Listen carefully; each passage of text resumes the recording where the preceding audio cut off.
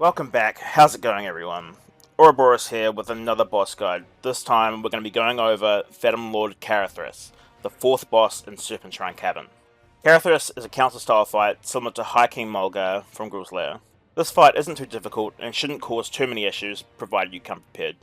For raid composition, you'll want to bring 3 tanks, Paladins being at a slight disadvantage here due to being a possible target of Cataclysmic Bolt, but I'll cover that more later on. 6 healers, and a mix of DPS. Alright, moving on to the encounter. Karathress is accompanied by 3 Fathom-Guard adds. Each of these adds has a unique set of abilities, and upon death, each of these adds will grant Karathress the ability to use one of their abilities. I'm going to cover each add and go over its abilities now. First up, we're going to talk about Fathom-Guard Karathress. Karathress is a shaman. He has the ability to proc Wind Fury weapon on melee swings, and he will cast Frost Shock. In addition, he can randomly draw one of the following types of totem. Earthbind Totem, which will slow nearby players by 50% movement speed. Poison Cleansing Totem, which will attempt to cleanse a poison from him every 5 seconds. And finally, Spitfire Totem, which will send fireballs at 5 random players, hitting for 2,500 to 3,500 damage. The Spitfire Totem has 25k HP and needs to be swapped to and killed immediately. Upon his death, Karathress will pass his ability to drop Spitfire Totems to Karathress. Next up is Fathom-Guard Karathress. Karathress is a hunter and has a few abilities at his disposal. The first of which is the ability to summon a pet. Karathress will call either a Fathom Lurker or a Sporebat pet to assist him.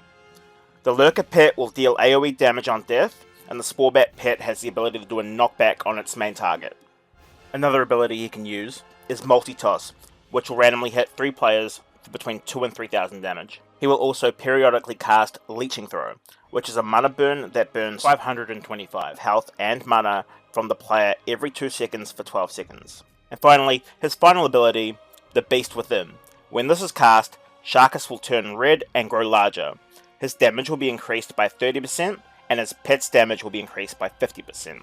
Upon death, Karathress will pass the ability to cast the Beast Within to Karathress. Now moving on to the final Fathom-Guard, Caribdis. Caribdis is a mage healer hybrid with the following abilities. First, Waterbolt Volley. This has a 45 yard range and will hit every player in range for 2.7 to 3.2k damage. Next up is Healing Wave. This is a single target heal that has no range or line of sight limitations. If it goes off, it will heal the target for between 20 and 30% of its total health. It is interruptible and has a 15-second cooldown. Curse of Tongues, or Mind-Numbing Poison, is an absolute must-have here, as the base cast time of the heal is 0.85 seconds, and you absolutely want to avoid her getting a cast off. Next, she has a Cyclone that she will periodically summon. It will move slowly around the entire boss area. It does not cause damage if you are hit by it, but it will knock you into the air and leave a temporary cast time slow debuff on you. It is extremely easy to avoid, and should be. Now finally, Caribdis' final ability, Tidal Surge. This will be cast every 10 to 15 seconds and will stun the main target and all targets within 10 yards of that target for 3 seconds. Because of this, the players in the group assigned to deal with Caribdis and kick her heals will want to maintain a 10 yard spread to keep the stun isolated to one player. When Caribdis is finally killed, Karathress will gain her Tidal Surge ability. Now that we've covered all of the adds abilities, let's have a look at Karathress' baseline abilities. First up is Cataclysmic Bolt. This ability will only target players with a mana bar, and deals 50% of their health pool, knocking them down and causing a short stun. It has a 6-second cooldown and will be cast at random. The damage of this is increased while he has the Beast Within buff, once Karathress has gained it from Karathress being killed. Healers need to be quick on the ball, topping up the damage caused by Cataclysmic Bolt. As it often lines up with other incoming damage, being too slow on top-ups can quickly cause deaths. As it only targets players with mana bars, Paladin tanks have the possibility of being targeted with this, which has the potential to definitely cause some issues. Next up is Seer Nova, which is a short-range AoE around Karathress similar to a Blast Nova. This deals around 3000 damage and is cast roughly every 20 seconds. The last ability that Karathress can use you should never see. This is Blessing of the Tides. This ability is only cast if Karathress goes below 75% health while any of his other adds are still alive. For each add alive, he'll cast 66% faster and attack 66% faster. This is to prevent Zerg strats like a Mulgar, and should never happen. Now that we've covered and brushed up on all the mechanics, let's go over the execution and positioning in the fight. First up, assign a group of 5 players whose job it will be to keep Caribdis interrupted away from the main group. This group should be made up of 1 tank, a shaman healer, and a rogue or warlock to maintain either Curse of Tongues or Mind Numbing Poison. The other 2 DPS spots should be capable of interrupting as well.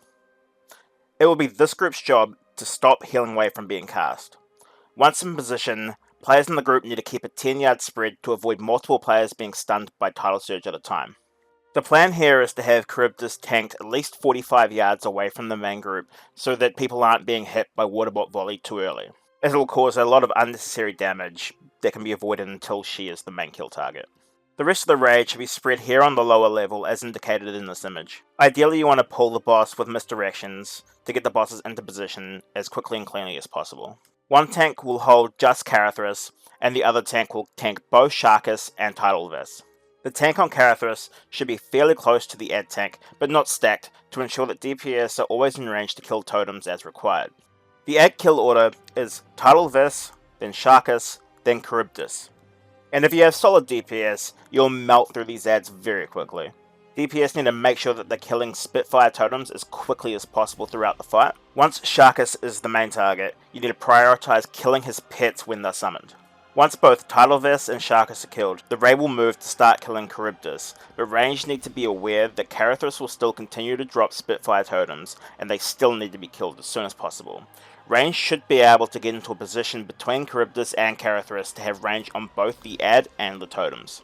Once Caribdis is dead, move on to Karathress and finish him off for an easy kill. And I guess this concludes my guide to Fathom-Lord Karathress. I hope you found this useful, and if you did, be sure to leave a like. If you want to see more guides and content in the future, be sure to click that subscribe button. And thank you very much for watching this video.